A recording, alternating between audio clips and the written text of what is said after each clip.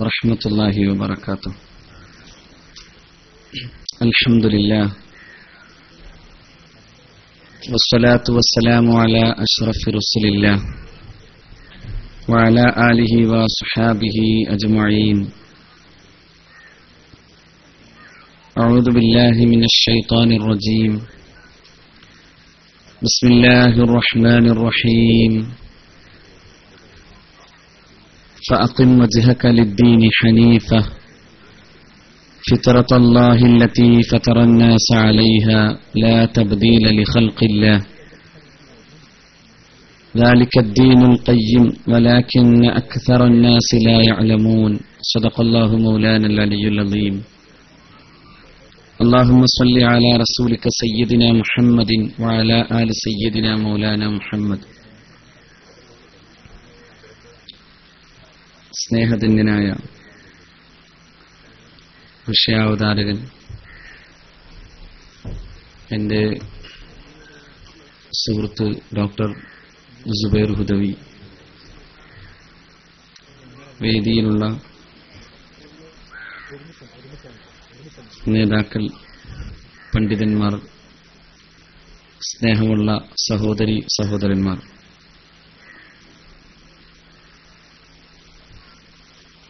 കാന്തപുരം പുരാതനമായ മഹല്ലു ജമാഅത്തിന്റെ മസ്ജിദ് പുനർനിർമ്മാണത്തിന്റെ ആവേശവും ആഹ്ലാദവും ലോകമാകെ അലയടിക്കുമ്പോൾ ഈ ഗ്രാമത്തിൽ വന്ന് അതിന്റെ ആസ്വാദ്യതയെ അനുഭവിച്ചെടുക്കണമെന്ന ആഗ്രഹത്താലാണ് ഞങ്ങളൊക്കെ ഇവിടെ കൂടി വന്നിട്ടുള്ളത്. അതിനതിൻ്റെതായ ചില രുചിയും മണവും നിറവുമൊക്കെ ഉണ്ടെന്നതിന് ലോകത്തെല്ലാവരും തന്നെ അത് സശ്രദ്ധം വീക്ഷിക്കുന്നു എന്നതൊക്കെയും ഈ ഉദ്ഘാടനത്തിന്റെ എല്ലാ അർത്ഥത്തിലുമുള്ള വർണ്ണം കൂട്ടുകയാണ് ചെയ്യുന്നത്. ഇവിടെ മനോഹരമായ വിഷയാവതാരകൻ തെറ്റിന്റെ സാമാന്യവൽക്കരണത്തെക്കുറിച്ചാണ് സൂചിപ്പിച്ചത്. എല്ലാ നന്മകളും നിലനിർത്താൻ വേണ്ടി പാടുപെടുമ്പോഴും സമൂഹത്തെ ഇപ്പോഴും തിന്മകൾ അധികരിച്ചു വരികയാണ്. എല്ലാ അർത്ഥത്തിലുമുള്ള അധിനിവേശങ്ങൾ, സാംസ്കാരികമായ അധിനിവേശങ്ങൾ നടന്നുകൊണ്ടിരിക്കുമ്പോൾ അതിനെ ചെറുക്കാനും അതിനെ തോൽപ്പിക്കാനും സാധ്യമാകുന്ന പാരമ്പര്യത്തിലേക്കാണ് കാന്തപുരം മഹല്ല് വളരെ ആഹ്ലാദത്തോടുകൂടെ പോകുന്നത്. സമസ്ത കേരള ജംഇയ്യത്തുൽ ഉലമ എന്ന മഹത്തായ പാരമ്പര്യത്തെ, അതിന്റെ ഉത്കൃഷ്ടമായ വഴികളെയാണ് നമ്മൾ ജീവിതമാക്കി തീർക്കേണ്ടത്. യഥാർത്ഥത്തിൽ ഇന്ന് നമുക്ക് സംഭവിച്ചു പോയത് പാരമ്പര്യത്തെ മറന്നു പോവുകയും മറ്റു പലതിനെയും സ്വീകരിക്കുകയും ചെയ്യുമ്പോഴുണ്ടായ അബദ്ധങ്ങളാണ്. അത് ഏതു തരത്തിലും അങ്ങനെ തന്നെയാണ്. മതത്തിന്റെ വിഷയത്തിലാകട്ടെ മറ്റു കാര്യങ്ങളിലാകട്ടെ അതിനൊരു പാരമ്പര്യമുണ്ട്. ആ പാരമ്പര്യത്തെയാണ് അനുകരിക്കേണ്ടതും അതിനെയാണ് അനുസരിക്കേണ്ടതും. ആ പാരമ്പര്യം അതിന്റെ ശരിയായ അർത്ഥത്തിൽ ഉൾക്കൊള്ളുന്ന ഒരു മനുഷ്യൻ അവനൊരിക്കലും പിഴച്ചു പോകില്ല. അതേസമയം പാരമ്പര്യത്തെ അവഗണിക്കുകയും ഇപ്പോൾ വരുന്ന എന്തിനേയും സ്വീകരിക്കുകയും ചെയ്യുന്നൊരു സ്വഭാവമുണ്ടായപ്പോഴാണ് നമുക്കു തന്നെയും എന്തു ചെയ്യണമെന്നറിയാത്തൊരു നിർവചനാതീതമായി നിൽക്കുന്നൊരവസ്ഥയിലേക്ക് കാര്യങ്ങൾ പോയത്. അവിടെയാണ് കുടുംബം തകർന്നത്, സമൂഹം തകർന്നത്, ദേശം തകർന്നത്. രാജ്യം എന്നർത്ഥത്തിൽ, രാഷ്ട്രീയമായി നോക്കിയാൽ ആഗോളാർത്ഥത്തിൽ പോലും വലിയ തകർച്ചകൾ ഉണ്ടായിത്തീർന്നത് അവിടെയാണ്. അത് എപ്പോഴും ആ പാരമ്പര്യത്തിൽ ഊന്നി നിൽക്കേണ്ടിടത്ത് നിൽക്കാതെ പോയതുകൊണ്ടാണ്. യഥാർത്ഥത്തിൽ ഈ പ്രപഞ്ചത്തിന്റെ സൃഷ്ടികർത്താവ്, ഈ പ്രപഞ്ചത്തിന് അല്ലാഹു റബ്ബുൽ ഇസ്സത്ത് ഒരു നിശ്ചിതമായൊരു നിയമം ഉണ്ടാക്കി വെച്ചിട്ടുണ്ട്. ആ നിയമത്തെക്കുറിച്ച് അല്ലാഹു റബ്ബുൽ ഇസ്സത്ത് അവന്റെ വിശുദ്ധ ഗ്രന്ഥത്തിൽ പറയുന്നു. ഈ പ്രപഞ്ചത്തിന്റെ എല്ലാ സംവിധാനങ്ങൾക്കുമുണ്ട് അതിൻ്റെതായ നിയമം. എല്ലാത്തിനും അല്ലാഹു നിയമമുണ്ടാക്കി. ആകാശത്തിനും ഭൂമിക്കും സൂര്യനും ചന്ദ്രനും എല്ലാം അല്ലാഹു റബ്ബുൽ ഇസ്സത്ത് നിയമമുണ്ടാക്കി തന്നു. സൂര്യചന്ദ്രന്മാർക്ക് അള്ളാഹുവിന്റെ ഈ നിയമത്തെ ലംഘിക്കാൻ സാധ്യമല്ലാത്ത വിധത്തിലുള്ള കൃത്യമായൊരു വരമ്പ് നിശ്ചയിച്ചു. അതിനൊരു മാറ്റവും പടച്ച തമ്പുരാൻ വരുത്തിയിട്ടില്ല. വരുത്തുന്നോടത്തുണ്ടാകുന്നത് അബദ്ധവും അപകടവും ദുരന്തവുമാണ്. അതുകൊണ്ടാണ് പരിശുദ്ധ ഖുർആൻ പറയുന്നുണ്ട്, സൂര്യന് ചന്ദ്രനെ ഒരിക്കലും അതിക്രമിക്കേണ്ടി വരുന്നില്ല, രാവിന് പകലിനെയും അതിക്രമിക്കേണ്ടി വരുന്നില്ല.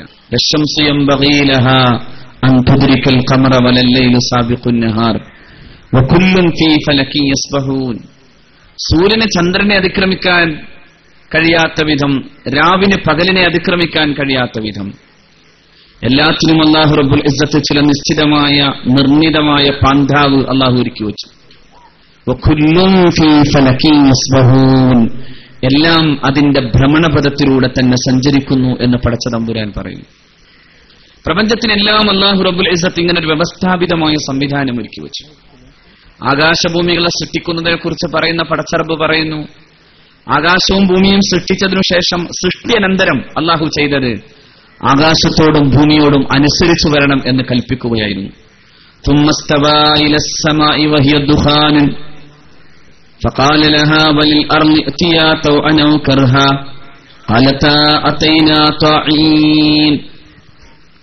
അല്ലാഹു ആകാശത്തെ കുറിച്ച് ചിന്തിച്ചു. എന്നാൽ അതൊരു പുകപടലമായിരുന്നു, ഒരു ഗ്യാസ് സബ്സ്ട്രാക്റ്റും എന്ന് ആധുനിക ശാസ്ത്രം പറയുന്ന പ്രകാരം ഒരു പുകപടലമായിരുന്നു. എന്നിട്ട് അല്ലാഹു ആകാശത്തിന്റെയും ഭൂമിയുടെയും സൃഷ്ടിക്കു ശേഷം പടച്ച തമ്പുരാൻ ആകാശത്തോടും ഭൂമിയോടും പറയുകയാണ്, ഫഖാല ലഹാ വലിൽ അർള്, ഭൂമിയോടും ആകാശത്തോടും അല്ലാഹു റബ്ബുൽ ഇസ്സത്ത് കൽപ്പിച്ചു, ഇഅ്തിയാ തൗആ, നിങ്ങൾ അനുസരിച്ചിട്ട് വരണം, അനുസരണാപൂർവം നിങ്ങൾ വരണം എന്ന് അല്ലാഹു റബ്ബുൽ ഇസ്സത്ത് കൽപ്പിക്കും. ഔ കർഹൻ, അല്ലെങ്കിൽ ബലം പ്രയോഗിച്ച് കൊണ്ടുവരും എന്ന് ഉടമസ്ഥനായ തമ്പുരാൻ.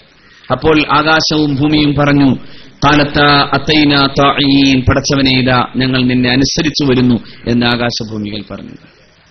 ഇത് അല്ലാഹു റബ്ബുൽ ഇസ്സത്ത് അവന്റെ വിശുദ്ധ ഗ്രന്ഥത്തിൽ പ്രപഞ്ചത്തെക്കുറിച്ച് ഇങ്ങനെ പറഞ്ഞു തരുന്നത് എന്തിനാണ്? പ്രപഞ്ചമാസകലം അല്ലാഹുവിന്റെ പരിശുദ്ധമായ നിർദ്ദേശങ്ങളെ പാലിച്ചുകൊണ്ട് പോകുന്നതല്ലാത്ത മറ്റൊരു രീതി പ്രപഞ്ചത്തിലുണ്ടായാൽ പ്രപഞ്ചത്തിന് നാശമുണ്ടാകുമെന്ന് പഠിപ്പിക്കുകയാണ് അല്ലാഹു റബ്ബുൽ ഇസ്സത്ത്. പ്രപഞ്ചത്തിന്റെ സൃഷ്ടികർത്താവ് പ്രപഞ്ചത്തിന് നിശ്ചിതമായൊരു നിയമം ഉണ്ടാക്കി വെച്ചു. ഇത് ഖുർആൻ മാത്രം പറയുന്നു എന്നല്ല, ആധുനിക ശാസ്ത്രലോകത്തെ ഏറ്റവും പ്രഗത്ഭരായ ശാസ്ത്രകാരന്മാർ സമ്മതിച്ചു തരുന്നൊരു യാഥാർത്ഥ്യം, പ്രപഞ്ചത്തെക്കുറിച്ച് പഠിക്കുകയും അന്വേഷിക്കുകയും ചെയ്താൽ എവിടെ നോക്കിയാലും പ്രപഞ്ചം ചില നിയമങ്ങളെ അനുസരിക്കുന്നു. The world around us obeys the laws which have excited the curiosity of human being എന്ന് പറയുന്നത് കാണാം. പ്രപഞ്ചം ചില നിയമങ്ങളെ അനുസരിക്കുന്നു. മനുഷ്യന്റെ ജിജ്ഞാസയെ അത്ഭുതപ്പെടുത്തുന്ന വിധത്തിലുള്ള വളരെ കൃത്യമായി നിയമത്തെ അനുസരിച്ചുകൊണ്ടാണ് ഈ പ്രപഞ്ചം നിലനിൽക്കുന്നത് എന്നാണ് ശാസ്ത്രം. ഇത് സ്റ്റീഫൻ ഡബ്ല്യു ഹോക്കിംഗ് എന്ന ഇന്ന് കാണുന്ന ഏറ്റവും പ്രഗത്ഭനായ ശാസ്ത്രകാരന്റെ ചിന്തയും അദ്ദേഹത്തിന്റെ അഭിപ്രായവുമാണ്. ഐൻസ്റ്റീനും ഈ അഭിപ്രായം തന്നെ പറയുന്നുണ്ട്. വ്യവസ്ഥാപിതമാണ് ഈ പ്രപഞ്ചം, അതുതന്നെയാണ് ഏറ്റവും വലിയ അത്ഭുതം. ഇത് മറ്റൊന്നുമാകാതെ പോകുന്ന വിധം അതിന്റെ കൃത്യമായ നിയമത്തെ അനുസരിക്കുന്നു എന്ന് തന്നെയാണ്. ഞാൻ എന്റെ പ്രിയപ്പെട്ട സഹോദരന്മാരോട് ഇത് മുഴുവൻ കൂടി പറഞ്ഞു തരാൻ ആഗ്രഹിച്ചിട്ടില്ല. പക്ഷെ ഒന്നുണ്ട്, പ്രപഞ്ചം വ്യവസ്ഥാപിതവും പ്രപഞ്ചം നിയമത്തിന് അധീനവുമാണ് എന്ന് വരുന്നോടത്ത് പ്രപഞ്ചത്തിന്റെ സൃഷ്ടികർത്താവാകുന്ന അല്ലാഹു റബ്ബുൽ ഇസ്സത്തിനെ അനുസരിച്ചുകൊണ്ടും അതിന്റെ നിർദ്ദേശങ്ങൾ ഉടമസ്ഥനായ തമ്പുരാന്റെ നിർദ്ദേശങ്ങളെ പാലിച്ചുകൊണ്ടും പോകാൻ അതിന് സാധിക്കുന്നിടത്ത് അതൊന്നും തെറ്റാതെ കൃത്യമായി പോകുന്നു എന്ന് പടച്ച തമ്പുരാൻ പറഞ്ഞു തരുമ്പോ അതേ റബ്ബ് തന്നെയാണ് ഈ പ്രപഞ്ചത്തിലെ മുഖ്യ കേന്ദ്ര കഥാപാത്രമായ മനുഷ്യനെ കുറിച്ചും പറയുന്നിടത്ത് അള്ളാഹു പറയുന്നു, ഫിത്രത്തല്ലാഹ്, ഇതും അള്ളാഹുവിന്റെ മതമാണ്, ഇതും അള്ളാഹുവിന്റെ പ്രകൃതിയാണ്. പടച്ച തമ്പുരാൻ മനുഷ്യനെ സൃഷ്ടിക്കുമ്പോൾ മനുഷ്യനുമായി ബന്ധപ്പെട്ട അവന്റെ സാമൂഹിക ജീവിതത്തിന്റെ, അവന്റെ ദാമ്പത്തിക ജീവിതത്തിന്റെ, അവന്റെ സാമ്പത്തിക ജീവിതത്തിന്റെ സകലതും അല്ലാഹു റബ്ബുൽ ഇസ്സത്ത് നിശ്ചയിച്ചു തന്നു. ഒരു സൃഷ്ടി ഉണ്ടാകുമ്പോൾ ഉൽപ്പന്നത്തിന്റെ നിർമ്മാതാവ് ഒരു യൂസർ ഗൈഡ് തരും. പ്രപഞ്ചത്തിന്റെ നിർമ്മാതാവ് യൂസർ ഗൈഡ് തന്നു. ശാസ്ത്രലോകം പറയുന്നു, ഒരു നിയമവും പാലിക്കാതെ പോകുന്നില്ല പ്രപഞ്ചം, സകല നിയമത്തെയും പ്രപഞ്ചം പാലിക്കുന്നു. എങ്കിൽ അതേ നിയന്താവും അതേ നിർമ്മാതാവും അതേ സൃഷ്ടികർത്താവുമാകുന്ന ഉടമസ്ഥനായ തമ്പുരാൻ മനുഷ്യൻ അല്ലാഹു റബ്ബുൽ ഇസ്സത്ത് ഒരു കൃത്യമായ ഒരു പാന്താവ് നിശ്ചയിച്ചു തന്നു. അതൊരു യൂസർ ഗൈഡാണ്. നമുക്ക് കിട്ടിയ ഏത് ഉൽപ്പന്നത്തിനും ഉണ്ടാകുന്ന യൂസർ ഗൈഡ് പോലെ അതും ഒരു യൂസർ ഗൈഡാണ്. ആ യൂസർ ഗൈഡാകുന്ന പരിശുദ്ധ ഇസ്ലാമിനെ, അതിന്റെ നിർദ്ദേശങ്ങളെ, അതിന്റെ പാരമ്പര്യത്തെ, അതിന്റെ തനിമയെ ഉൾക്കൊള്ളാനും ആ തനിമയിലൂടെ തന്നെ ജീവിക്കാനും സാധ്യമാകുമ്പോഴാണ് മനുഷ്യകുലം ആരോഗ്യപരമായ നിലനിൽപ്പിന് സാധ്യമാകുന്ന ഒരവസ്ഥയിലേക്ക് എത്തുന്നത്. അതുകൊണ്ടാണ് പരിശുദ്ധ ഖുർആൻ ഫിത്രത്തല്ലാഹ്, ഇത് അള്ളാഹുവിന്റെ ഫിത്രത്താണ് എന്ന് പടച്ച തമ്പുരാൻ പറയുന്നത്. ഇത് ഫിത്രത്താണ്. ആ ഫിത്രത്ത് നിർബന്ധമായും പാലിക്കാൻ മനുഷ്യൻ ബാധ്യസ്ഥനാണ്. ചൊവ്വായ മതം എന്ന് അല്ലാഹു റബ്ബുൽ ഇസ്സത്ത് പറയും. ഒരു മാറ്റവും അതിന് വരുത്താനാവൂല. എവിടെ മാറ്റം വരുന്നോ അവിടെ തകർച്ചയുണ്ടാകും. മനുഷ്യന്റെ ശരീരത്തിലേക്ക് കടന്നു ചെല്ലാകുന്ന ഒരു വസ്തു അള്ളാഹു നിശ്ചയിച്ചിട്ടുള്ള, അള്ളാഹു അനുവദിച്ചിട്ടുള്ള ഒരു ഭക്ഷണ പദാർത്ഥമല്ല എന്ന് വന്നാൽ അത്തരം ഭക്ഷണ പദാർത്ഥങ്ങൾ കടന്നു ചെല്ലുമ്പോഴൊക്കെ ശരീരം അതിന്റേതായ കുഴപ്പങ്ങൾ കാണിക്കും. മദ്യപാനിയായ ഒരാൾ മദ്യം കഴിക്കുന്നതോടുകൂടെ അയാളുടെ ശരീരത്തിലെ അവയവങ്ങളിൽ പലതരത്തിലുള്ള മാറ്റങ്ങൾ ഉണ്ടാകുന്നു. ലിവർ വളരെ മാരകമായി പ്രതികരിക്കുന്നു. ലിവറിന്റെ പ്രതികരണത്തെ കൃത്യമായി മനസ്സിലാക്കാതെ പോവുകയും അത് നിരന്തരം തുടരുകയും ചെയ്താലോ ലിവർ സിറോസിസ് പോലെയുള്ള മാരകമായ രോഗങ്ങൾക്ക് അടിമപ്പെട്ടു പോകുന്നു. കരള് ചുരുങ്ങി അതിന്റെ സെല്ലുകൾ ക്ഷയിച്ച് അവസാനം വയറു വീർത്ത് എന്തോ ആയ പോലെ മരിച്ചു പോകുന്ന ഒരു ഗതികേടിലേക്ക് എത്തിപ്പോകുന്ന അവസ്ഥയുണ്ടാകുന്നു മദ്യപാനിക്ക്. തലച്ചോറിന്റെ സെല്ലുകൾക്ക് തകർച്ചയുണ്ടാകുന്നു, ചിന്ത മരവിക്കുന്നു. മദ്യപാനി അങ്ങനെ സ്വയം നശിക്കുന്നതോടൊപ്പം തന്നെ ഒരു കുടുംബത്തെയും സമൂഹത്തെയും നശിപ്പിക്കാൻ കാരണമായി തീരുന്നു. അപ്പോൾ നോക്കൂ നിങ്ങൾ, അല്ലാഹു റബ്ബുൽ ഇസ്സത്ത് നിശ്ചയിച്ചതല്ലാത്ത മറ്റൊന്ന് കഴിക്കാൻ തീരുമാനിക്കുമ്പോൾ ഉണ്ടാകുന്ന കുഴപ്പം ശരീരത്തിനുണ്ടാകുന്നു, സമൂഹത്തിനുണ്ടാകുന്നു, ദേശത്തിനുണ്ടാകുന്നു. അപ്പൊ എല്ലാ അർത്ഥത്തിലും അള്ളാഹുവിന്റെ നിർദ്ദേശങ്ങളെ പാലിക്കുകയും പടച്ചതമ്പുരാന്റെ നിർദ്ദേശങ്ങൾക്കനുസരിച്ച് ജീവിക്കുകയും ചെയ്താലേ ഒരാളുടെ ശരീരത്തിന് ആരോഗ്യമുണ്ടാകൂ, സമൂഹത്തിന് ആരോഗ്യമുണ്ടാകൂ, കുടുംബം ഭദ്രമാകൂ, അതിനും സമാധാനമുണ്ടാകൂ. അതുകൊണ്ടാണ് അല്ലാഹു റബ്ബുൽ ഇസ്സത്ത് ഇതിനെ ഫിത്രത്ത് എന്ന് തന്നെ പറഞ്ഞത്. ഇത് അള്ളാഹുവിന്റെ പ്രകൃതിയാണ്. ഈ ദീൻ അള്ളാഹുവിന്റെ പ്രകൃതിയാണ്. ആ പ്രകൃതിക്കനുസരിച്ചാണ് മനുഷ്യൻ ജീവിക്കേണ്ടത്. പക്ഷേ നമുക്കെന്തേ സംഭവിച്ചത്? നാം ദീന് വിട്ടുപോകുന്നൊരവസ്ഥയുണ്ടായി. അള്ളാഹുവിന്റെ പ്രവാചകർ സല്ലല്ലാഹു അലൈഹി വസല്ലമയുടെ തിരുചര്യകളെ മാറ്റി നിർത്തുന്ന അവസ്ഥയുണ്ടായി. അതിന്റെ സകലമായ അപകടങ്ങളും ലോകത്ത് സംഭവിച്ചുകൊണ്ടേയിരിക്കുന്നു. ഹബീബായ പ്രവാചകർ സല്ലല്ലാഹു അലൈഹി വസല്ലം പറയുന്നുണ്ട്, ലതത്തബിഉന്ന സുനന മൻ കാന ഖബ്ലകും, നിങ്ങൾക്ക് മുമ്പുണ്ടായിരുന്ന സുന്നത്തുകൾ, നിങ്ങൾക്ക് മുമ്പുണ്ടായിരുന്നവരുടെ സുന്നത്തുകളുടെ പിന്നാലെ നിങ്ങൾ പോകും. അങ്ങനെ പോയി ശിബ്റം ബി ശിബ്രിൻ ലാഅം ബി ലാഇൻ, റസൂലുള്ളാഹി പറയാൻ, ഒരു ചാണിന് ചാണായി മുഴത്തിന് മുഴമായി നിങ്ങൾ അവരുടെ പിന്നാലെ കൂടും. അങ്ങനെ കൂടി ഹത്താലു ദഖലു ജുഹറ ലബ്ബി, റസൂലുള്ളാഹി പറയുന്നു, ഒരു ഉടുമ്പിന്റെ പൊത്തിലേക്ക് അവരങ്ങ് പോകാൻ തീരുമാനിച്ചാൽ ലസലക്തുമൂഹു, നിങ്ങളും അതിന്റെ പിന്നാലെ കൂടും. അപ്പോ അള്ളാഹുവിന്റെ പ്രവാചകർ സല്ലല്ലാഹു അലൈഹി വസല്ലമയോട് ചോദിക്കുന്നുണ്ട്, നബിയെ, അൽ യഹൂദ വൻ നസാറ യാ റസൂലല്ലാഹ്, ക്രൈസ്തവരും ജൂതരുമാണോ അവർ എന്ന് മുഹമ്മദ് നബി സല്ലല്ലാഹു അലൈഹി വസല്ലം. നബി തിരുമേനി സല്ലല്ലാഹു അലൈഹി വസല്ലമയുടെ മറുപടി വന്നു, തുമ്മൻ, പിന്നെ ആരാ തുടരുക? നിങ്ങൾ ജൂത ക്രൈസ്തവ വിശ്വാസങ്ങളുടെയും ആചാരങ്ങളുടെയും പിന്നാലെ പോകുന്ന വിധം നിങ്ങളുടെ വസ്ത്രധാരണത്തിലും നിങ്ങളുടെ ജീവിതത്തിലുമെല്ലാം അന്യന്റെ സംസ്കാരത്തെ തുടരുന്നൊരവസ്ഥ സംജാതമാകുമെന്ന് മുഹമ്മദ് നബി പോയി അള്ളാഹുവിന്റെ റസൂൽ ഇവിടെ വരെ പറഞ്ഞു. തിന്മ ഇവിടെ ഈ പ്രഭാഷണത്തിന്റെ മുഖ്യ കാരണമായി നിൽക്കുന്ന ഒന്നതാണ്, തിന്മയുടെ സാമാന്യവൽക്കരണമാണ്. അഷ്റഫുൽ ഖൽഖ് സല്ലല്ലാഹു അലൈഹി വസല്ലം പറഞ്ഞു, അവസാന കാലം വന്നാൽ തിന്മ നിരോധിക്കാനും നന്മ പറയാനും ആളില്ലാതെ വരും എന്ന് മാത്രല്ല, തിന്മ പറയുകയും നന്മ വെറുക്കുകയും ചെയ്യുന്ന ഉപദേശങ്ങൾ നടക്കുന്ന കാലം വരും. ഒക്കെ അട്ടിമറിയും, എല്ലാം അട്ടിമറിയും. തിന്മയെ പറയുന്ന കാലം, തിന്മയുടെ കൂടെ ആളുകൾ കൂടുന്ന കാലം, നന്മയെ പറയാൻ ആളില്ലാതെ പോകുന്ന കാലം, അവസാനം നിങ്ങളുടെ കൂട്ടത്തിലെ ഏറ്റവും ക്ഷമാശീലന് പോലും ഭ്രാന്ത് പിടിച്ചു പോകുന്ന കാലം വരുമെന്ന് മുഹമ്മദ് നബി സല്ലല്ലാഹു അലൈഹി വസല്ലം.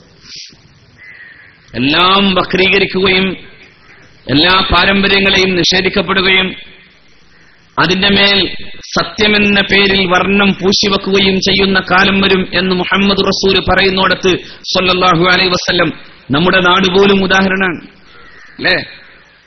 വക്രീകരിക്കപ്പെട്ടത്, തമസ്കരിക്കപ്പെട്ട സത്യത്തിന്റെ മേൽ നുണക്കഥകൾ ഉണ്ടാക്കി വച്ച ഗോപുരങ്ങളിൽ ഇരിക്കുന്നവർ ആലോചിക്കണം, ഇത് അവസാന കാലഘട്ടത്തിന്റെ ഏറ്റവും പ്രധാനപ്പെട്ട ലക്ഷണങ്ങളിലൊന്നാണ്.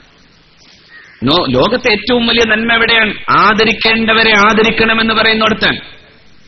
ആ നന്മയിൽ നിന്നല്ലേ ലോകം തുടങ്ങുന്നത്. പ്രപഞ്ചത്തിൽ ആദ്യത്തെ മനുഷ്യന്റെ സൃഷ്ടിയും അത് സംബന്ധമായ ചർച്ചയും നടക്കുന്നിടത്ത് പടച്ച തമ്പുരാൻ എന്തേ പറഞ്ഞു വച്ചത്? അല്ലാഹു റബ്ബുൽ ഇസ്സത്ത് പറയുന്നു, മനുഷ്യനെ സൃഷ്ടിക്കുന്നതിനെ കുറിച്ച് മലക്കുകളോടാണ് ആലോചിച്ചത്. വഇദ് ഖാല റബ്ബുക ലിൽ മലായിക ഇന്നി ജാഇലുൻ ഫിൽ അർളി ഖലീഫ, ഭൂമിയിൽ ഞാനൊരു ഖലീഫയെ സൃഷ്ടിക്കാൻ ആലോചിക്കുന്നു. ഭൂമിയിൽ എന്റെ പ്രതിനിധിയായി എന്റെ നിർദ്ദേശങ്ങളെ പാലിക്കാൻ ഒരു ജനതയെ സൃഷ്ടിക്കാൻ, അതുവഴി ആ അർത്ഥത്തിൽ നന്മയുണ്ടാകുകയും ധാർമ്മികത നിലനിൽക്കുകയും ചെയ്യുന്ന ഒരു ജനതയുടെ തന്നെ സൃഷ്ടിക്കു വേണ്ടി ഞാൻ ഒരു ഖലീഫയെ നിശ്ചയിക്കുന്നു എന്നായിരുന്നു അല്ലാഹു റബ്ബുൽ ഇസ്സത്ത്. അല്ലാഹുവിന്റെ മലക്കുകളുടെ ചോദ്യം തിരിച്ചു ചോദിച്ചു. അല്ലാഹുവിന്റെ മലക്കുകൾ പറഞ്ഞു, ഫഖാലു അതജഅലു ഫീഹാ മൻ യുഫ്സിദു ഫീഹാ വയസ്ഫിഖു ദിമാ. രക്തച്ചൊരിച്ചിലും കുഴപ്പമുണ്ടാക്കുന്ന ഈ വിഭാഗം ആളുകൾ എന്തിനു സൃഷ്ടിക്കണം? ഞങ്ങളില്ലേ, നഹ്നു നുസബ്ബിഹു ബിഹംദിക വനുഖദ്ദിസു ലക്, നിനക്ക് വേണ്ടി നിന്റെ പരിശുദ്ധമായ നിന്റെ അപദാനങ്ങളെ വാഴ്ത്തിപ്പാടാനും നിന്നെ പ്രകീർത്തിക്കാനും ഞങ്ങളുള്ളപ്പോ, നിന്നെ വിശുദ്ധീകരിക്കാൻ ഞങ്ങളുള്ളപ്പോ എന്തിന് ഭൂമിയിൽ കുഴപ്പക്കാർ, രക്തച്ചൊരിച്ചിലുണ്ടാക്കുന്ന പ്രശ്നക്കാർ? അള്ളാഹു ചെയ്തത് സയ്യിദുനാ ആദം നബി അലൈഹി സ്വലാത്തു വസ്സലാമിന് ഇൽമു കൊടുത്തു. ആലിമായി, നല്ലൊരു ആലിം എന്ന് പറയുന്ന ഒരു നാടിന്റെ വെളിച്ചാണ്. നല്ലൊരു ആലിം, നല്ല ഇൽമുള്ള ആള്, നല്ല ഇൽമുണ്ടാവുക എന്ന് പറയുന്നത് ഗുരുത്വത്തോടുകൂടെ ഇൽമുണ്ടാവുക എന്നാണ് അതിന്റെ അർത്ഥം. നിങ്ങൾ ആലോചിച്ച് നോക്കൂ, ഇവിടെ അള്ളാഹു റബ്ബുൽ ഇസ്സത്ത് ചെയ്തത് അങ്ങനൊരു ഇൽമുള്ള ഒരു മഹാനായ ആദം നബി അലൈഹി സ്വലാത്തു വസ്സലാമിനെ, സാധാരണ ഒരു മനുഷ്യനെ എന്ന അർത്ഥത്തിൽ ഈ മനുഷ്യനെന്ത് കുഴപ്പമല്ല പടച്ചവൻ ചോദിച്ചത്, വ അല്ലമ ആദമൽ അസ്മാഅ കുല്ലഹ, സകല ജ്ഞാനവും ആദം നബിക്ക് പഠിപ്പിച്ചു കൊടുത്തു. എല്ലാം പഠിപ്പിച്ചാൽ പിന്നെ എന്തേ വേണ്ടത്? പഠിച്ചാൽ മാത്രം പോരാ, പഠിപ്പിക്കണം. പഠിപ്പിക്കാൻ അല്ലാഹു റബ്ബുൽ ഇസ്സത്ത് ഏൽപ്പിച്ചു കൊടുത്തു മഹാനായ ആദം നബി അലൈഹി സ്വലാത്തു വസ്സലാമിന്. ആർക്കാ പഠിപ്പിച്ചു കൊടുക്കേണ്ടത്? ഇതിനു മുമ്പ് ഇയാളുടെ വില അറിയാതിരുന്ന ഒരാൾക്ക് പഠിപ്പിച്ചു കൊടുക്കണം. അങ്ങനെ പഠിപ്പിക്കാൻ വേണ്ടി ആരെ ഇരുത്തി? പഠിപ്പിക്കാൻ ആദം നബി അലൈഹി സ്വലാത്തു വസ്സലാമിനെ ഇരുത്തി. മുതഅല്ലിമീങ്ങളായി മഹാന്മാരായ മലക്കുകളെ ഇരുത്തി. മലക്കുകൾക്ക് മുമ്പിൽ അല്ലാഹു റബ്ബുൽ ഇസ്സത്ത് മഹാനായ സയ്യിദുനാ ആദം നബി അലൈഹി സ്വലാത്തു വസ്സലാമിനെ കൊണ്ട് സകല ജ്ഞാനവും പഠിപ്പിച്ചു കൊടുത്തു. ഫലമ്മാഅഹു, എല്ലാം പഠിച്ചു കഴിഞ്ഞപ്പോ, എല്ലാം പഠിപ്പിച്ചു കഴിഞ്ഞപ്പോ അല്ലാഹു റബ്ബുൽ ഇസ്സത്ത് മലക്കുകളോട് പറഞ്ഞു, ഉസ്ജുദൂ. ഇതുവരെ പഠിച്ചില്ലേ? ഉസ്താദല്ലേ, 2 കൊല്ലോ 3 കൊല്ലോ 4 കൊല്ലോ എന്നുള്ളതല്ല, ഉസ്താദല്ലേ.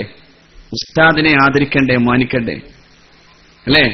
2 കൊല്ലായിരുന്നോ 3 കൊല്ലായിരുന്നോ എന്നുള്ളതല്ല കണക്ക്. ഉസ്താദാണെങ്കിൽ മാനിക്കണ്ടേ? ഉസ്ജുദൂ, സുജൂദ് ചെയ്യണമെന്നായിരുന്നു അള്ളാഹുവിന്റെ കൽപ്പന. തൽക്കാലം എന്റെ സുജൂദ് ശരിയാവോ എന്ന് ആലോചിക്കാൻ വേണ്ടി ഒരു മുഷാവറ കൂടണമെന്ന് തീരുമാനിച്ചില്ല. നേരെ അങ്ങ് സുജൂദ് ചെയ്തു. ഫസജദൂ, അവരങ്ങ് സുജൂദ് ചെയ്തു. പിന്നെ അവിടെ സുജൂദ് ചെയ്യാതിരുന്ന ഒരാളുണ്ടായിരുന്നു. അയാളും മഹാനായ സയ്യിദുനാ ആദം നബി അലൈഹി സ്വലാത്തു വസ്സലാം എന്ന മുദരിസിന്റെ ശിഷ്യൻ തന്നെയായിരുന്നു. അയാൾ പറഞ്ഞതെന്താ? ഇല്ലാ ഇബ്ലീസ അബാ വസ്തക്ബറ വകാന മിനൽ കാഫിരീൻ. പറ്റില്ലെന്ന് പറഞ്ഞു. നോക്കൂ നിങ്ങൾ, അവിടെ വളരെ രസകരമായ ഒരു സംഭവം ഉണ്ട്. അവിടെ ഒന്ന്, മലക്കുകൾ ജ്ഞാനം നേടി. ജ്ഞാനം നേടിയാൽ മലക്കുകൾക്ക് എന്താ ഉണ്ടാവേണ്ടത്? വിനയം ഉണ്ടാവണം. രണ്ടാലൊന്നുണ്ടാവണം. ഒന്നുകിൽ എനിക്ക് ഇൽമുണ്ട് എന്ന കിബർ ഉണ്ടാകണം, അല്ലെങ്കിൽ എനിക്ക് ഇൽമുണ്ടായി റബ്ബേ എന്ന് പറയുന്ന വിനയം ഉണ്ടാകണം. മലക്കുകൾക്ക് ഏതാ ഉണ്ടായത്? മലക്കുകൾക്ക് വിനയമുണ്ടായി. അതുകൊണ്ട് അവരെന്ത് ചെയ്തു? സുജൂദ് ചെയ്യാൻ വേണ്ടി ആവശ്യപ്പെട്ടപ്പോഴേക്കും ഫസജദു, അവർ സുജൂദ് ചെയ്തു. അതുകൊണ്ട് അവരാരായി? അവരെ അല്ലാഹു റബ്ബുൽ ഇസ്സത്ത് ഏൽപ്പിച്ച പണിയിൽ പ്രധാനപ്പെട്ടത് മുഅ്മിനീങ്ങൾക്ക് നിങ്ങൾ സേവകരാകണമെന്നായിരുന്നു. എല്ലാ മുഅ്മിനീങ്ങളുടെയും ഖാദിമീങ്ങളാണ് യഥാർത്ഥത്തിൽ മലക്കുകൾ. വഅയ്യദഹും ബിറൂഹിൻ മിൻ എന്ന് പരിശുദ്ധ ഖുർആൻ പറയുന്നു. മുഅ്മിനീങ്ങൾക്ക് സയ്യിദുനാ ജിബ്രീൽ അലൈഹിസ്സലാത്തു വസ്സലാം ഖാദിമാണ്. ജിബ്രീൽ ഖാദിമായാൽ പിന്നെ മറ്റുള്ളവരോ? നേതാവ് ഖാദിമായാൽ മറ്റുള്ളവരും ഖാദിമീങ്ങളാകണ്ടേ? അപ്പോ സകല മുഅ്മിനീങ്ങളുടെയും ഖാദിമീങ്ങളായി ഈ പ്രപഞ്ചത്തിൽ അള്ളാഹു ഏൽപ്പിച്ചിട്ടുള്ള പണികൾ ചെയ്യാൻ കഴിയുന്ന ഖാദിമീങ്ങളായി മാറുകയായിരുന്നു അള്ളാഹുവിന്റെ മലക്കുകൾ. അതൊക്കെ വിജ്ഞാനം ഉണ്ടായി, വിനയം ഉണ്ടായി, സേവനം ഉണ്ടായി. മറുഭാഗത്ത് എന്തുണ്ടായെന്നറിയോ? വിജ്ഞാനം ഉണ്ടായി, വിനയം ഉണ്ടായില്ല, മറിച്ച് കിബർ ഉണ്ടായി. കിബർ ഉണ്ടായപ്പോഴോ കുഴപ്പമുണ്ടായി. അപ്പൊ വിജ്ഞാനം, കിബർ, കുഴപ്പം, ഈ രീതിയിൽ 2 ഡൈവേഴ്സിനെ നമുക്ക് കാണാം. ഒന്ന് വിജ്ഞാനം, വിനയം, സേവനം. മറ്റൊന്ന് വിജ്ഞാനം, കിബർ, കുഴപ്പം. അങ്ങനല്ലേ? അബാ വസ്തക്ബറ വകാന മിനൽ കാഫിരീൻ. നോക്കൂ, അള്ളാഹു ഒരൊറ്റ ചോദ്യമേ ചോദിക്കണുള്ളൂ. എന്റെ സുജൂദ് ചെയ്യാതിരുന്നത്? ഇബ്ലീസിന് ഒരൊറ്റ മറുപടി ഉണ്ടായിരുന്നുള്ളൂ.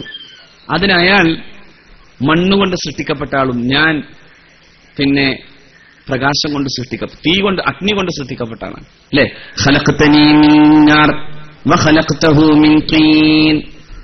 എന്നെ നീ സൃഷ്ടിച്ചത് അഗ്നി കൊണ്ടാണ്, എന്നാൽ അവനെ നീ സൃഷ്ടിച്ചത് മണ്ണുകൊണ്ടാണ്. മണ്ണ് എന്ന് പറഞ്ഞാൽ പോരാ, കേവലം മണ്ണ് എന്നല്ല അതിന് കൊടുക്കേണ്ടത്. അല്ലാഹു റബ്ബുൽ ഇസ്സത്ത് ഖുർആനിൽ പറയുന്നത് സൽസാലാണ്. സൽസാലിന്റെ പ്രത്യേകത കുഴച്ച് കുഴച്ച് കുഴച്ച് കുഴച്ച് കുഴച്ച് കുഴച്ച് ആ മണ്ണിനൊരു പ്രത്യേക ഗന്ധം വരുമെന്ന് തഫ്സീറുകളിൽ കാണാം. നന്നായി മാംസം ചീഞ്ഞിട്ടുണ്ടാകുന്നത് പോലെയുള്ള ഗന്ധം വരാവുന്ന തരത്തിലുള്ള മണ്ണാണ് സൽസാൽ. അപ്പൊ അത്രയും പരുവത്തിലായി നിൽക്കുന്ന ആ ഒരു മണ്ണിൽ നിന്നാണ് മനുഷ്യനെ സൃഷ്ടിച്ചത്. അപ്പൊ ചീഞ്ഞളിഞ്ഞ ദുർഗന്ധം വമിക്കുന്ന ഇറച്ചിത്തുണ്ട് പോലെയുള്ള ഒരവസ്ഥയിൽ നിന്ന് സൃഷ്ടിക്കപ്പെട്ട അവനോ വേണമെങ്കിൽ കാച്ചി എടുത്താൽ വേണമെങ്കിൽ സ്ഫുടം ചെയ്യാൻ കഴിയുന്ന അഗ്നിതുല്യമായ ഞാനോ? ആരാണ് കേമൻ എന്നായിരുന്നു ചോദ്യം. ആ ചോദ്യത്തിന് വളരെ പ്രധാനപ്പെട്ട ഒരു കാര്യം നിലനിൽക്കുന്നു. എന്താണത്? അദ്ദേഹം, അതായത് ആദം നബി അലൈഹി സ്വലാത്തു വസ്സലാം എന്ന് പറയുന്നയാൾക്ക് ഭൗതികമായി വലിപ്പമില്ല. എന്നെ പോലെ എനിക്കെന്താ വലിപ്പമുള്ളത്? ഞാൻ പ്രകാശത്തേക്ക് എത്തിക്കാൻ സാധ്യമാകുന്ന അഗ്നിയാൽ സൃഷ്ടിക്കപ്പെട്ട ആളാണ്. അപ്പൊ ഉസ്താദിന്റെ ഭൗതിക വലിപ്പത്തിലേക്കായിരുന്നു ഇബ്ലീസ് നോക്കിയത്. ഉസ്താദിന്റെ ആത്മീക വലിപ്പത്തിലേക്കായിരുന്നു മലക്കുകൾ നോക്കിയത്. ഉസ്താദിന്റെ ആത്മീക വലിപ്പത്തിലേക്ക് നോക്കിയപ്പോ ആദമിന് സുജൂദ് ചെയ്യാൻ ഞങ്ങൾ ബാധ്യസ്ഥരാണെന്ന് ഇതേ അഗ്നി കൊണ്ട് തന്നെ സൃഷ്ടിക്കപ്പെട്ട പ്രകാശ സൃഷ്ടികളായ മഹാന്മാരായ മലക്കുകൾക്ക് തോന്നുകയും അതേസമയം ഉസ്താദിന്റെ ഭൗതിക വലിപ്പത്തിലേക്ക് നോക്കി തന്നെ താരതമ്യം ചെയ്തപ്പോ ഇബ്ലീസിന് സംഭവിച്ചു പോയത് അവിടെ എന്നേക്കാൾ അത്ര വലിയ കേമത്വമൊന്നും ഉസ്താദിന് തോന്നിപ്പോയപ്പോഴാണ് ഉസ്താദിന് സുജൂദ് ചെയ്യാൻ ആരും തയ്യാറാകാതെ പോയതും ഇബ്ലീസ്. ഇതൊരു പാരമ്പര്യമാണ്. ആദരിക്കേണ്ടവരെ ആദരിക്കുക എന്ന പാരമ്പര്യത്തിലൂടെ അല്ലാതെ നമുക്ക് മുഹമ്മദ് നബിയുടെ സുന്നത്തിലേക്ക് പോകാൻ സാധ്യമല്ല സ്വല്ലല്ലാഹു അലൈഹി വസല്ലം. എന്തുകൊണ്ടല്ല? അഷ്റഫുൽ ഖൽഖിന്റെ സുന്നത്ത് അഷ്റഫുൽ ഖൽഖിനെ സ്നേഹിച്ചു കിട്ടിയതാണ് സ്വല്ലല്ലാഹു അലൈഹി വസല്ലം. ഹുബ്ബുർ റസൂലാണ് മുഹമ്മദ് നബിയുടെ മതം സ്വല്ലല്ലാഹു അലൈഹി വസല്ലം. പുണ്യ നബിയോടുള്ള സ്നേഹമാണ്. ആ സ്നേഹത്തിന്റെ പ്രത്യേകത കേവലം ആചാരങ്ങളുടെയും അനുഷ്ഠാനങ്ങളുടെയും പേര് പറയുകയായിരുന്നില്ല, മറിച്ച് ഹൃദയം കൊടുത്തു വാങ്ങുകയാണ് ചെയ്തത്. ഹൃദയം കൊടുത്തു വാങ്ങി. അതുകൊണ്ടാണല്ലോ അള്ളാഹുവിന്റെ പ്രവാചകന്റെ മുമ്പിൽ ചെന്നു നിന്ന് തേങ്ങിക്കരഞ്ഞ മഹാനായ സൗബാൻ റളിയല്ലാഹു തആല അൻഹുവിനോട് എന്തേ നീ ഇങ്ങനെ ക്ഷീണിച്ചു പോകുന്നുവെന്ന് നബി തിരുമേനി സ്വല്ലല്ലാഹു അലൈഹി വസല്ലം ചോദിക്കുമ്പോ അള്ളാഹുവിന്റെ പ്രവാചകരോടാണ് പറയുന്നത്, നബിയെ, കാലമത്രയും ഞാൻ എന്റെ ജീവിതത്തിൽ അങ്ങയെ കാണാതിരിക്കുന്ന സമയം മുഴുവനും ക്ഷമിച്ചിരിക്കാൻ എനിക്കാവുന്നില്ല. എന്റെ വീട്ടിലേക്ക് പോയാൽ നിമിഷ നേരം കൊണ്ട് തിരിച്ചു വരണമെന്ന് തോന്നിപ്പോവുകയാണ് എനിക്ക്. എന്തുകൊണ്ടെന്നാൽ അങ്ങയുടെ പരിശുദ്ധമായ മുഖം, അങ്ങയുടെ ഈ പരിശുദ്ധമായ വദനം, ഇത് കാണാതെ എനിക്ക് ക്ഷമിക്കാൻ സാധിക്കുന്നില്ല നബിയെ എന്ന് പറഞ്ഞു മഹാനായ സൗബാൻ. ആ മനുഷ്യന്റെ ശരീരത്തിലേക്ക് നോക്കി സൗബാൻ റളിയല്ലാഹു അൻഹുവിനോട് ഹബീബായ റസൂൽ സല്ലല്ലാഹു അലൈഹി വസല്ലമ തങ്ങൾ ചോദിക്കുന്നുണ്ട്, സൗബാൻ ക്ഷീണിച്ചു പോകാണല്ലോ എന്ന്. സൗബാൻ ഇങ്ങനെയാ മറുപടി പറയുന്നത്, അതേ നബിയെ, ഞാൻ ക്ഷീണിക്കുന്നുണ്ട്, മരിച്ചോന്നും വരും. പക്ഷേ എന്റെ പ്രശ്നം അവിടെയൊന്നുമല്ല. മരിച്ചാൽ ഞാൻ സ്വർഗത്തിൽ കടന്നു എന്നും വരും.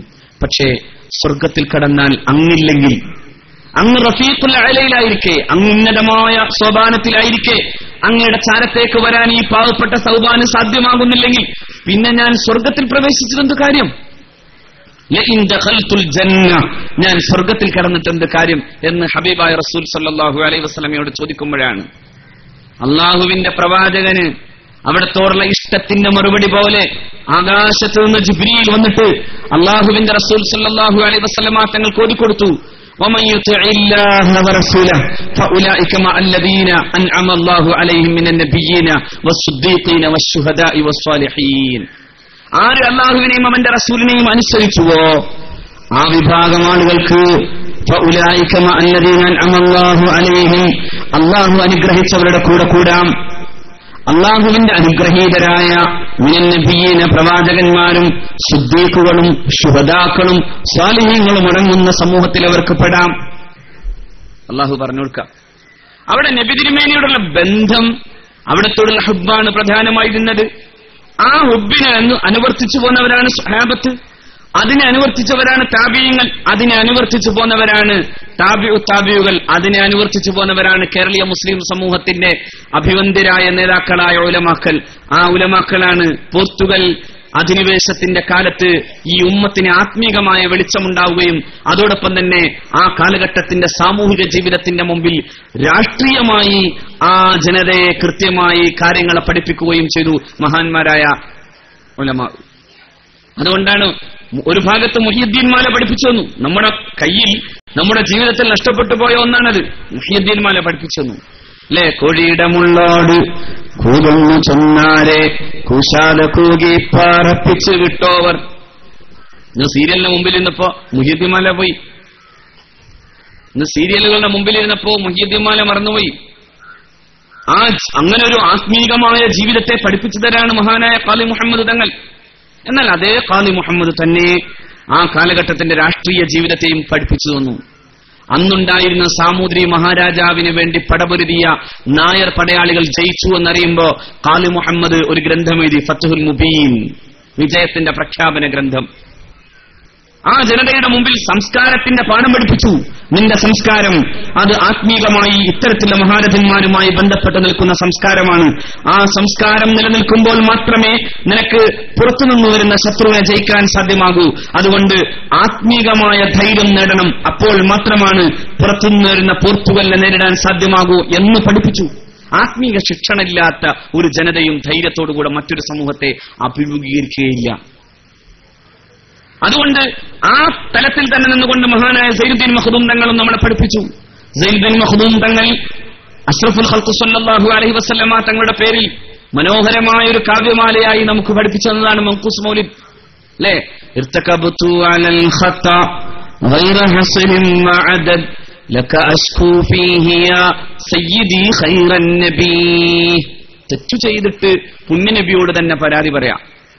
അവിടെയുണ്ട് എല്ലാത്തിന്റെയും ഉത്തരം. സൈനുദ്ദീൻ മഖ്ദൂം തങ്ങൾ നമ്മളെ പഠിപ്പിച്ചതാണ്. തെറ്റു ചെയ്ത് നബിയോട് ഉത്തരം, നബിയോടാണ് പറയുന്നത്, ലക്ക അഷ്കൂ, നബിയെ ഞാൻ അങ്ങയോട് പരാതി പറയാം. നിങ്ങളോട് പരാതി പറഞ്ഞാൽ ശിർക്കാവുന്നുണ്ടെങ്കിലാണ് ആയിക്കോട്ടെ, ഞാനിത് അങ്ങനെ തന്നെ പറയുന്നു എന്ന് സൈനുദ്ദീൻ മഖ്ദൂം തങ്ങൾ പഠിപ്പിച്ചു തരുന്നു. അങ്ങനെ റസൂലുള്ളാഹിനോടാണ് സ്വല്ലല്ലാഹു അലൈഹി വസല്ലം ആ പ്രവാചകരോടുള്ള ബന്ധം നിലനിർത്തുന്നതോടൊപ്പം തന്നെ ആ കാലഘട്ടത്തിന്റെ രാഷ്ട്രീയത്തെ കൃത്യമായി പഠിപ്പിച്ചു മഹാനായ സൈനുദ്ദീൻ മഖ്ദൂം തങ്ങൾ. തുഹ്ഫത്തുൽ മുജാഹിദീൻ എന്ന ഗ്രന്ഥം എഴുതി. ആധുനിക ചരിത്രകാരന്മാർക്ക് പോലും ഇന്ത്യയുടെ സ്വാതന്ത്ര്യ സമര കാലഘട്ടത്തിന്റെ അധിനിവേശ കാലഘട്ടങ്ങളുടെ ചരിത്രത്തിലെ ഏറ്റവും വസ്തുതാപരമായ ചരിത്ര ഗ്രന്ഥം എന്ന് MGS നാരായണനെ പോലെയുള്ളവർക്ക് പറയേണ്ടി വരുന്നത് ഈ ഗ്രന്ഥത്തെ നോക്കിയാണ്. പിന്നെ ബ്രിട്ടീഷുകാർ വന്നപ്പോഴും അതിന് ആത്മീക വെളിച്ചമുള്ള മഹാന്മാരാണ് നേതൃത്വം കൊടുത്തത്. മഹാനായ ഉമർ ഖാലി ഖദ്ദസല്ലാഹു സിർറുൽ അസീസ് ചാവക്കാട്ടെ തുക്കുടി സാഹിബിന്റെ മുമ്പിൽ ചെന്ന് നിന്നിട്ട് തുക്കുടി സാഹിബിനോടാണ് പറഞ്ഞത്, നിന്റെ രാജാവിന് നികുതി തരാൻ എനിക്ക് മനസ്സില്ല. ടിപ്പുവിന്റെയും സാമൂതിരിയുടെയും ഭരണം അവസാനിപ്പിച്ച് എന്റെ നാടിന്റെ മണ്ണും എന്റെ നാടിന്റെ മാനവും കെട്ടെടുക്കാൻ വേണ്ടി വന്ന നിനക്ക് നിന്റെ രാജാവിന് നികുതി തരാൻ എനിക്ക് മനസ്സില്ലടാ എന്ന് പറഞ്ഞു. മൗലവി രാജാവിന്റെ കോപത്തിന് അത് വഴി ഉണ്ടാകാവുന്ന ശിക്ഷയ്ക്ക് വിധേയമാകുമെന്ന് പറയുമ്പോ മാതാ തഖൂലി അബത്താൽ, എന്ത് പറഞ്ഞനാ വിഡ്ഢി എന്ന് ചോദിച്ചിട്ട് സൂര്യനസ്തമിക്കാത്ത മഹാസാമ്രാജ്യത്തിന്റെ ചക്രവർത്തിയുടെ ഉദ്യോഗസ്ഥന്റെ മുഖത്തേക്ക് ആഞ്ഞുതുപ്പാൻ ധൈര്യം കാട്ടിയത് മഹാനായ ഉമർ ഖാദി ഖദ്ദസല്ലാഹു സിർറുൽ അസീസ്. ആ ഉമർ ഖാദി അഷ്റഫുൽ ഖൽഖിനെ കുറിച്ച് മനോഹരമായി പാടി.